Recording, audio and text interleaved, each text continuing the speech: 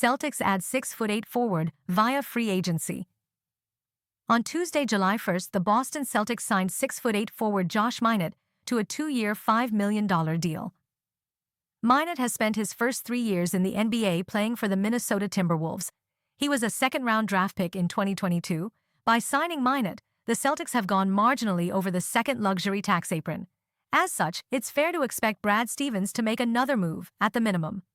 Given the Celtics' talent drain in the frontcourt, Minott could contend for a legitimate role within Joe Mazzulla's rotation next season. He struggled to crack the Timberwolves roster during his time with the franchise. Over 3 seasons, Minott averaged 5 minutes per game, suiting up a total of 93 times. Therefore, it's hard to get a read on what type of upside he brings to Boston's roster outside of his size and length. The Celtics are clearly preparing for a down year without Jason Tatum. Adding players like Minott and Luka Garza, the Celtics will likely give some untested talent an opportunity to shine. If Stevens can find 1 or 2 low-cost contributors, then the next iteration of a contending roster will likely be more cost-effective than the one he's currently tearing down. Celtics could flip Anthony Simons. With Boston clearly looking to reduce its outgoings, Anthony Simons' tenure with the franchise could be short-lived. He joins the 2024 NBA champions as part of the Drew Holiday trade that saw the veteran guard join the Portland Trail Blazers. If you're doing a story about Anthony Simons' fit with the Celtics, you'd better be quick about it to cover yourself, an NBA executive told Steve Bulpett of Heavy on Sports. Boston's still out there talking trade, and he could be gone if the right move comes along. Simons' defensive liabilities could hinder his chances of remaining on the Celtics roster. However, the upside he brings as an offensive-minded guard who thrives on the perimeter could offset some of those defensive struggles. A lot depends on how the Celtics view his potential fit with the franchise, both next season and long-term. Al Horford could be next to leave. Al Horford is yet to re-sign with the Celtics. The veteran big man is expected to draw interest from around the NBA. Given his age, it's unclear whether he will prioritize staying in Boston or chasing a ring elsewhere. According to Mark Stein and Jake Fisher, Horford could be heading for the Bay Area to team up with the Golden State Warriors. League sources say veteran center Al Horford will be a top target for Golden State, Stein and Fisher reported. Horford is a key member of Boston's rotation. However, his pick-and-pop skill set makes him an ideal addition to Steve Kerr's team. Horford would likely value the opportunity to contend for another championship too. Golden State has a strong veteran trio in Stephen Curry, Draymond Green, and Jimmy Butler. Should Horford choose to leave the Celtics, the center rotation will be an issue. Mazzulla will be forced to rely on Neemias Queta, Luka Garza, Amari Williams, and Xavier Tillman. That's a significant talent drain from just last season. Nevertheless, Horford earned the right to choose his next destination. The Celtics aren't going to compete next season. Therefore, Horford could be wise to chase a championship elsewhere. Now let's go to another video. Subscribers. We are less than 90 subs away, so lock us in and hit that subscribe button for the latest Boston Celtics news and rumors all off season long. All right, let's talk about it. The newest Boston Celtic. Welcome to Boston, Josh Minott. And look, there isn't a lot to go off of production-wise, statistically, with Minott to this point in his career. He's played 3 seasons in the league with the Minnesota Timberwolves, and really just has not seen too much of an opportunity. He was the 45th overall pick back a couple of seasons ago in 2022, and, he really hasn't gotten out of the end of that Minnesota bench just yet. He's 6'8", though. He's got a 6'11" wingspan, so projects as a pretty solid defender, but the offensive game just really has not been flashed all too much. He shot decent percentages from the three-point line, but is not particularly a high-volume three-point shooter, even when he is out there on the basketball court. But another wing brought in here to go into a little of a preseason competition a little bit for the Celtics. They'll have Baylor Shireman, Jordan Walsh, a couple of other players vying for some minutes behind Jaylen Brown there and Sam Hauser on the wing for Boston. So, Josh Minott, welcome to the Celtics here. Grade the signing for me, A, B, C, D, or F in the comment section real quick for me.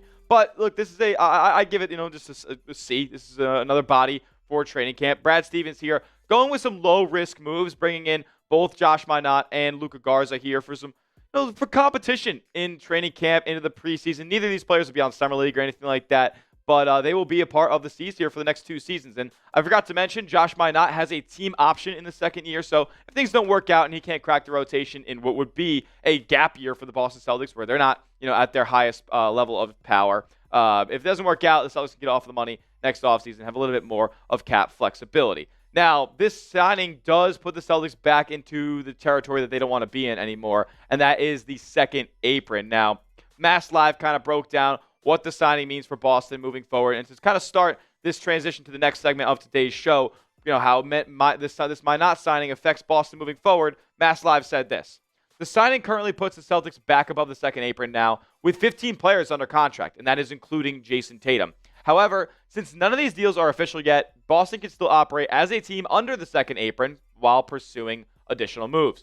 Boston also has a couple of non-guaranteed deals on the roster, Jordan Walsh and J.D. Davison, but the likelier move at this point is more trades, meanwhile, to cut luxury tax penalties and potentially get under luxury tax entirely during the 2025-2026 NBA campaign. Now, look, this Celtics team is not final at this point. Like they alluded to, more moves are coming, and more moves are likely coming soon because wells are drying up quickly around the NBA as free agency is in full swing and rosters are being ironed out. So you can expect a trade potentially coming in the next few days or so, as there's a couple of free agents left out there on the market, but things are kind of drying up. So let's look at the potential rotation for 2025-26 and kind of piece together who could possibly be on the way out. Well, Jaylen Brown, Derek White, Peyton Pritchard, and Sam Hauser even potentially all look like the core, at least for next season. You're not going to probably move any of the centers on the roster right now unless the team's dying for Neemias Queta. I don't think that he has a huge market right now. He'll be back in Boston here as a part of the center platoon of himself, Luka Garza, as well as Amari Williams, the second-round pick, and maybe Xavier Tillman can play some small ball 5 as well. And George Niang is there, averaging 10 points a game last season, a three-point shooter, and I don't know how confident I am in him playing the power forward position or really anything on the defensive end. So look, this is an incomplete roster, and especially if the Celtics want to remain competitive heading into next season, more moves are going to have to be made, and they are just over the second apron at this point. So if they want to get underneath the luxury tax, it won't have to be just one move. It's going to have to be multiple moves, and the Celtics making multiple trades to free up some more cap space to be flexible for next season when Tatum comes back. Brian Robb said this as well about the not signing affecting things for Boston, saying the bigger thing to watch, though, is really the financials for the C's. The Celtics are still roughly $20 million over the luxury tax line, and it makes no sense to be that deep into the tax with the type of roster construction, and Tatum expected to miss the entire season, especially for a repeater tax team. Boston has to dump more salary, and they need to start doing it sooner rather than later, since dumping $20 million during the season will not be an easy task, with multiple avenues more likely to dry up. There isn't going to be a lot of money in and around the league when the trade deadline comes around. Maybe it makes sense for the Celtics to make a move for Simons at the deadline, but I think things got to start getting cleared up now, and it probably would be more in the Celtics' favor. I know many people aren't going to want to hear this, to maybe not try to win as many games as possible. Maybe have Jaylen Brown, Derek White load managing a little bit more next year than they have in years past. So some moves to create more cap to be under the luxury tax at this point. Well, they can waive J.D. Davison, which is about $2 million. They just picked up his team option, but I think they can get off of that and free up some money if need be. $2 million can end up being the end-all, be-all, whether you're over or under the luxury tax. So if that's a move they have to make, then they'll have no problem and no hesitation cutting J.D. Davison. You could trade Anthony Simons. He makes $27 million this upcoming season on an expiring deal, but you're not going to get, obviously, a full salary dump for Simons. Could you get something in the realm of $10 million?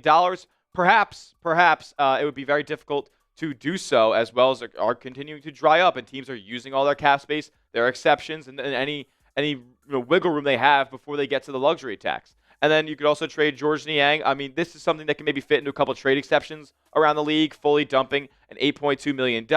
And Sam Hauser, maybe you could dump him into a team that has a the non-taxpayer mid-level exception slot open. That's a possibility as well, but we'll talk about Sam Hauser in just a second, as it looks like they probably want to keep him rather than deal him, and maybe be in favor of a George Niang move rather than dealing Sam Hauser's $10 million. But with that being said, these are the moves that Celtics can make here over the next few days if a trade is on the horizon. So with that being said, which moves do you think Brad Stevens makes out of these four? Will he waive J.D. Davison, trade Anthony Simons, trade George Niang, or trade Sam Hauser? You let me know what you guys think down in the comments section on what Brad's next move might be. Well, I alluded to it before, but it looks like Sam Hauser is here to stay if the Boston Celtics have any, any say in the matter. Thank you, Reed. He said, speculation, this is from Jay King of The Athletic, by the way. Speculation has surrounded Sam Hauser's future because it likely wouldn't be difficult to find a taker for his 4-year, $45 million deal, which would also fit under a team's non-taxpayer mid-level. But the Celtics are said to be more focused on avenues that would allow them to hold on to Sam Hauser, who's proven himself a valuable rotation piece and one of the NBA's best shooters, above 40% pretty much every single year. The team agreed to acquire Simons and George Niang this week, but both players are candidates to be moved before they even play a game for Boston. Okay, so with that being known, and the Celtics want to keep Sam Hauser, like if they want to get under the luxury tax at some point, then it's going to take probably moving Anthony Simons. At least that to start, because that's your big chunk contract. That's your ability to move off of probably as much salary as possible. Now, can you move off of maybe something up to $12 million? It's going to be difficult, but I think Brad Stevens can use his wizard powers and these secret, very silent behind closed doors deals that never get leaked to the public in order to show off that kind of salary. People are willing to trade with the Boston Celtics because leaks never get out there. So could he swindle a move in order to get off of like $10 to $12 million on Simons? I think that would have to be how things start in order for Boston to fully get under the luxury tax. We got a couple more Celtics news nuggets to discuss on today's show, but make sure you guys get hooked up with this awesome 2024 championship shirt that is on sale with our friends over at Fanatics now. Let's reminisce on better times when KP was a Celtic, Drew was a Celtic, and they were lifting the Larry O'Brien last June. Get it at this link right here, chatsports.com/champ sale, chatsports.com/champ sale. I'll put that in the comment section and description of today's video. You guys all this. Well, Hugo Gonzalez is officially signing with the Boston Celtics, the first-round draft pick 28th overall. He's going to be rocking number 28 for the C's, and we could also potentially see Hugo as early as the Summer League. That's not 100% confirmed yet. He's out there playing a EuroLeague schedule, but Hugo, and it is Hugo, by the way. The H is silent over there in Spain, so that's going to be his, what he's going to be called here. Hugo Gonzalez, first-round pick with the Boston Celtics. Marcus Smart, Derek White hybrid archetype, but think of it on the wing as well. He's going to be hustle plays all over the place. He was also at a Celtics community event with Max Scholga and Amari Williams, the two second-round picks, introducing themselves for the first time to the C's community. But first deal officially signed here that is not a two-way contract, which is what Scholga and Williams are on. Hugo, welcome to Boston, officially 4-year deal. Let's get into it. All right, and also the Celtics will be in the Summer League here over the next couple of weeks. Will we see Hugo? I'm not so sure yet, but we will see Scholga, we'll see Amari Williams, and we will see a bunch of other Celtics players out there. I believe Jordan Walsh will be on the roster as well, so a little bit of do or die. I think he better be clear, far and away the best player out there on the floor if he wants rotation minutes for Boston. But the Celtics Summer League schedule is as follows. We got July 11th versus the Grizzlies, and all these games are going to be on national TV as well. So shout out to the C's here for having the big brand and getting on national TV for the Summer League. Everybody can watch it now. July 11th versus the Grizzlies at 4 o'clock Eastern Time. July 13th versus the Knicks at 5:30. The Boston Celtics spent the last few weeks figuring out how to cut salary and balance their books. But that doesn't mean President of Basketball Operations Brad Stevens won't show interest if a star was to become available. That seems to be the case as it relates to Damian Lillard, who reportedly will be bought out by the Milwaukee Bucks and free to sign elsewhere. Not surprisingly, league sources say Lillard received calls from several contending teams quickly after the news of his Bucks ending broke. The Athletic's Eric Nehm, Sam Amick, and Joe Varden wrote Wednesday morning. League sources say the Golden State Warriors, Boston Celtics, and Los Angeles Lakers are known to be among the many teams that would have interest in doing a deal sooner rather than later. NBA rumors: Celtics interested in Damian Lillard after Bucks buyout. The Bucks plan to waive Lillard so they can sign free agent big man Miles Turner to a 4-year, $107 million deal, as first reported by ESPN's Shams Charania on Tuesday. Lillard underwent surgery to repair his torn Achilles on May 2nd, meaning he likely will miss the majority, if not all, the 2025-26 campaign. A 9-time NBA All-Star and 7-time All-NBA honoree, Lillard might not return until his age 36 season. It's unknown how he will recover and if he will be the same player he was prior to the injury. He averaged 24.9 points and 7.1 assists per game during 58 games in 2024, 25. But if Stevens and company could entice Lillard to take a cost-conscious deal with the Celtics, given he'll be getting paid by the Bucks, It could give the future Hall of Famer a shot at chasing a championship.